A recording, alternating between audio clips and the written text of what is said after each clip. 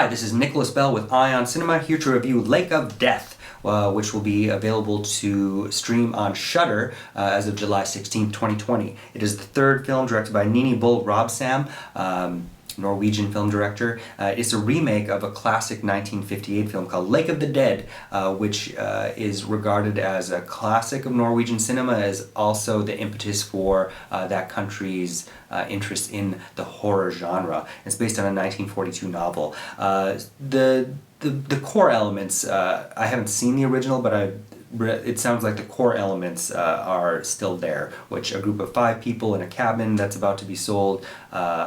The protagonist, Lillian, played by Iben Akerlie, is suffering from hallucinations because, as we learn in the prologue to the film, her deaf brother a year before, her deaf twin brother, disappeared in the woods surrounding the area. But now she's come to say goodbye with her friends, including her ex, Gabriel, somebody that has a horror, a podcast about fantastic supernatural things is there because the lake is also historically had housed somebody on it that had killed their wife's lover. So all of those requisite things are there for a very slow build-up where we would expect to get a lot of character development, which isn't really there.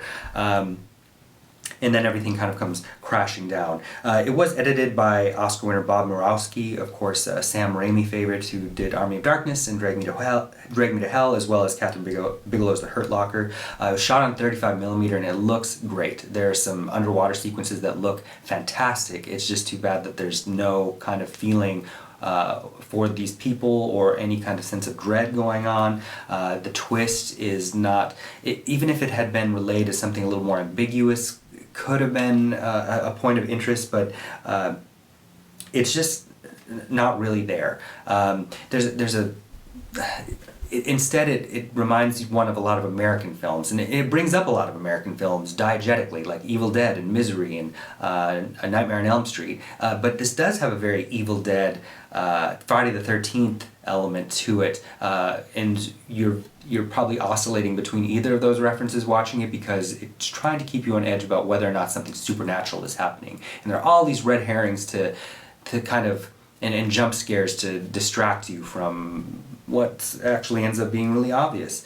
I kept wanting to have there be so much more going on beneath the surface, like even if it would have been something problematic, like some kind of sleepaway camp, collapsing of identities.